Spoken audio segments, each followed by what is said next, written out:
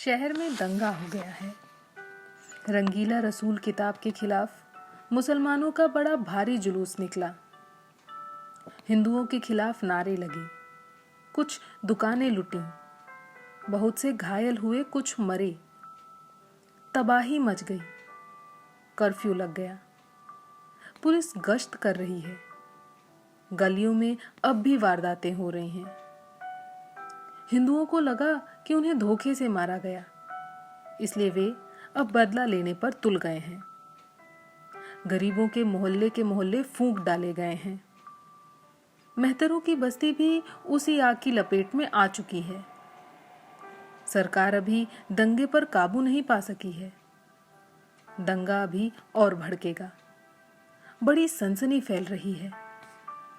छावनी में कर्फ्यू नहीं लगा था, केवल उसे शहर से जोड़ने वाली सड़क बंद कर दी गई थी। छावनी की मेहतर बस्ती में शहर की एक मेहतर बस्ती को फूंकने की खबर का बड़ा शोर था। मसीता के घर की दालान में कल्लू, मैकू, बुलाकी, खैराती और गुलब्बे की जोरुएं रद्दी अखबारों पर जम्पर, कुर्ते वगैरह की कटाई करना सीख रही थीं। वेदवती कटाई सिलाई के काम में बहुत ही होशियार थी। अपनी चेलियों को दत्तचित होकर सिखा रही थी।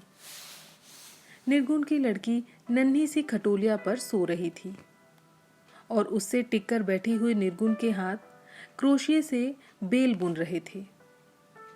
गुल्लन चच्ची घर के दरवाजे में घुसते ही बम की तरह फट पड़ी। हाय गजब हो गया बहू, हाय अल्लाह खैर, जल्दी जिलालू आई बला को टाल तू।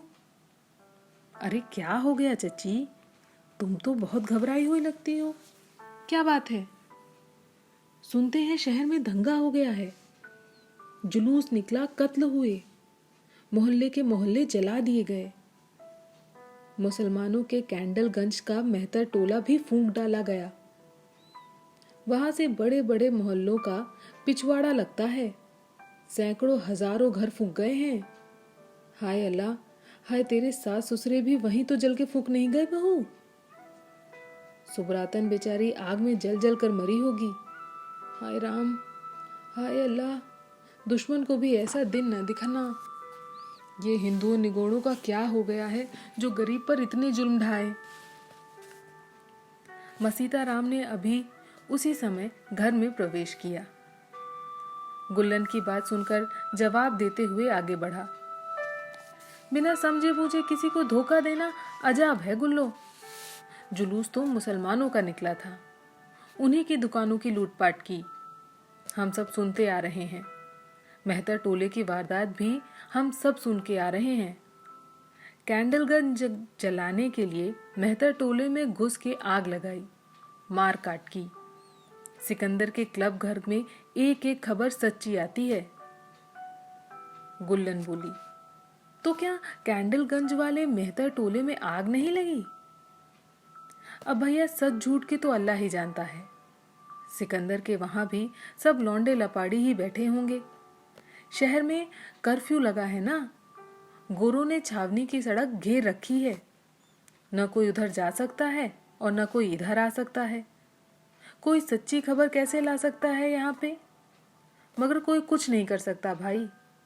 अरे गुल्लो, तू समझती नहीं, चुप बैठ। अफवाहें उड़ाने वाले सच्चाई का पेट फाड़ डालते हैं कमबख्त। मसीता ने बंडल निकालकर 2 बीड़ियां सुलगाना शुरू किया। निर्गुनिया के कलेजे को धक्का सा लगा। माई जो जल फूंक जाए तो हर्जा नहीं।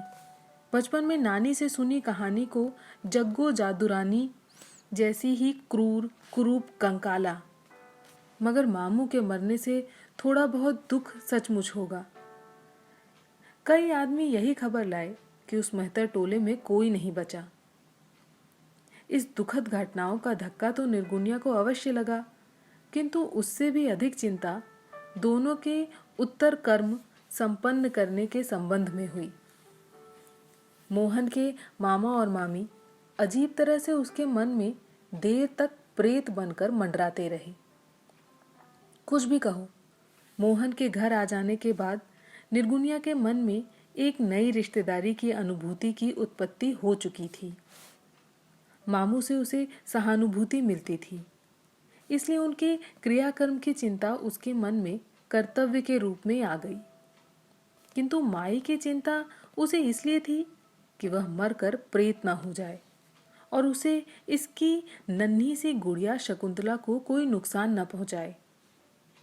प्रेत बाधाओं के उसने बचपन से ही इतने किस्से सुन रखे थे कि मृत्यु की खबर सुनने के बाद भय ही से अधिक विहलता प्रदान कर रहा था। मेहतरों के रीति रिवाज उसे मालूम नहीं। सबके सामने पूछने में यह संकोच होता था कि लोग कहीं यह न सोचें कैसी फूहड़ औरत है जिसे अपने कुल के रीति रिवाजों का ज्ञान तक नहीं है। विचारों की गूंज पर मन की बात ऐसी ही दौड़ी जैसे कोई व्यक्ति अपनी एक टांग की रेस में दौड़ रहा हो। प्रेत भय, शंका भय, पुनः प्रेत भय और फिर मसीता से पूछ ही बैठी। अब इनके क्रियाकर्म का क्या बंदोबस्त होगा चाचा? वो तो है नहीं जो ये सब करते, मगर अपना धर्म निभाने के लिए मुझे तो कुछ करना ही होगा ना। सोच भरी गहरी आवाज में मसीता बोला, हाँ मगर इस कमबख्त का किया क्या जा सकता है? वहां शहर में तो गदर मचा हुआ है, कर्फ्यू लगा है, फुका गए होंगे चंदर और सुब्रातन दोनों ही। यो मरते तो दफनाने जाना पड़ता। आप लोग मुर्दे दफनाते हैं? पूछा पर जीभ मानो कट सी गई। दफनाएंगे नहीं तो और क्या? कोई ऊंची जात वाला अपने मुर्द घटे में हमें जलाने देगा? हाँ, 10वां 13वीं वगैरह सब काम तो होते हैं। अरे हाय, ना होए कीड़े मकोड़े जैसे हम लोग की रूहें तक ऐसे ही मुकुत हो जाती हैं। आज तो न जाने किस किस का क्रियाकर्म होगा, सैकड़ों जाने गई होंगी। न जाने कितनी ही सुहागिनों का सुहाग उजड़ गया होगा। कितने माँ बाप के कलेजों में अपने नौनिहालों की चिंताएं जली होंगी। यह साला अच्छा हिंदू मुसलमान पैदा हो गया है। निर्गुनिया का जी न माना। दंगे के हालचाल लेने के लिए वह भी अपनी शकुंतला को लेकर वेदवती और ऋषि देवी के साथ ही वेद मंदिर चली गई। चलते समय कह गई कि रात में वह आश्रम में ही रह जाएगी। मंदिर के सभागार में 6-7 आदमी बैठे हुए इसी दंगे की चर्चा चिंता कर रहे थे। महाशय रामलला ने कहा, इन यवनों का तो संपूर्ण मूलोच्छेदन ही कर डालना चाहिए। भला बतलाइए, कोई कारण था इस समय जो दंगा मचा दिया? 3-4 वर्ष पुरानी पुस्तक को लेकर एकाएक दंगे भड़का दिए गए। मैं पूछता हूँ कि रंगीला रसूल पुस्तक में आखिर दोष क्या है? महाशय राज्यपाल ने आखिर कोई अपनी तरफ से तो कुछ जोड़ा नहीं है। सब मुसलमान विद्वानों की पुस्तक से ही उदाहरण दे देकर उन्होंने यह जीवनी संकलित की है। इसी पर अब ऐसा राष्ट्रव्यापी उत्पात जोत रखा है इन मलेच्छों ने कि पूछिए ही मत। दुष्टों का दलन और दमन किए बिना अब काम चलने वाला नहीं है। मैं चेताए देता हूँ। स्वामी जी जोश में आकर गरज पड़े। एक निर्दोष पुस्तक पर इतना प्रपंच हो गया, किंतु मैं पूछता हूँ महानुभावों कि 19वीं सदी के महर्षि पुस्तक में इन्होंने हमारे परम पूज्य प्रातः स्मरणीय स्वामी जी महाराज के लिए कैसे कैसे अपशब्दों का प्रयोग किया। हम आर्य समाजियों को दयानंद की कहकर हमारा ही उपहास किया। कैसे कटु वचन लिखे हैं उस पुस्तक में कि यही वह स्वामी दयानंद है कि दिल में भर के जिन्हें के यह गंध है। यही आर्य मित्र का वह चिराग है कि बदबू से सड़ जाए जिसका दिमाग। भला बतलाइए कि इसका क्या दंड दिया जाना चाहिए इन दुष्टों को, जिन्होंने रंगीला रसूल और विचित्र जीवन आदि पर जिहाद उठाकर पश्चिमोत्तर सीमा प्रांत से हमारे सैकड़ों संपन्न हिंदू भाइयों को निकाल दिया। उन्हें दीनहीन और विपन्न बनाकर सब प्रकार से दर दर मार आ कर दिया। हम भी इन्हें अपनी आर्य शक्ति दिखला दें महाशयों। आप लोग सभी भली भांति जानते हैं कि सनातन धर्म और सनातन देवी देवताओं का पुजारी नहीं हूं, किंतु अभी हाल ही में जब मैंने कानपुर के सहने शरीयत के एक एडिटर श्री जे बहादुर उर्फ अजीज अहमद की तलकीने मजहब पुस्तक पढ़ी तो सच मानिए मेरा आर्य रक्त शिराओं में खौल खौल उठा। स्वामी जी चट से बोल पड़े, हैं वह पुस्तक मेरे पास? उसमें एक वाक्य जो अभी कल ही मैंने डिप्टीगंज की सभा में सुनाया था, आपको भी सुनाता हूँ। अरे ऋषि देवी, जरा वाचनालय में मेरी मेज के ऊपर रजिस्टर के बीच में रखी हुई उर्दू की पुस्तक तो ले आओ। ऋषि देवी पुस्तक लेने गई। स्वामी जी कहते रहे, मुसलमानों ने इस समय अपने पुराने 2 प्रकार के प्रहारों में अत्यंत वेग पैदा कर दिया है। आप जानते हैं, इस्लामी प्रहार के पुराने ढंगों में एक ढंग यह भी है कि हिंदुओं और आर्यों के विरुद्ध गंदी और फोश पुस्तकें लिखी जाएं। यह लीजिए दयाशंकर जी, आपकी तत्लिखनी मजहब पुस्तक आ गई।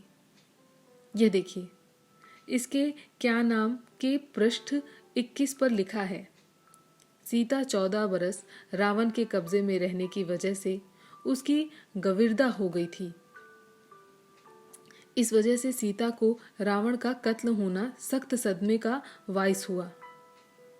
सीता अपने आशिक कृतद्रान की मूरत बनाकर रोजाना पूजा करती थी। बोलिए, बतलाइए कि किस हिंदू, किस आर्य का रक्त इस वाक्य पर खौल न उठेगा। कल मैंने जब सभा में इस वाक्य को पढ़कर सुनाया तो युवक लोग उठ उठकर हुंकारे भरने लगे थे।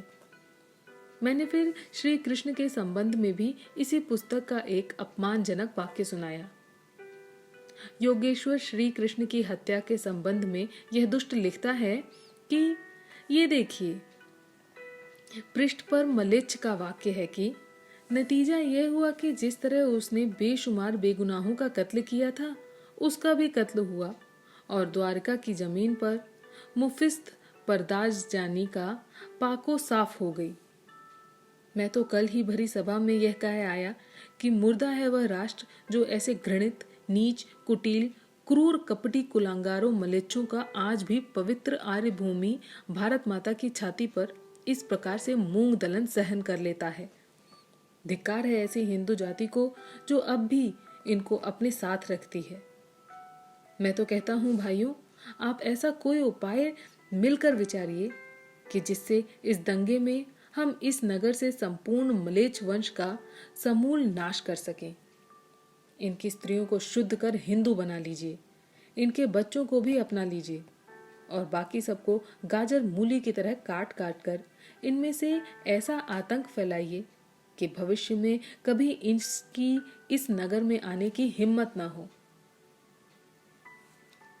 महाशय राम प्रकाश जी एक दुख भरी निश्वास छोड़कर बोले, अरे भाई, वह कहावत है ना कि जो साइयां को प्यारी वही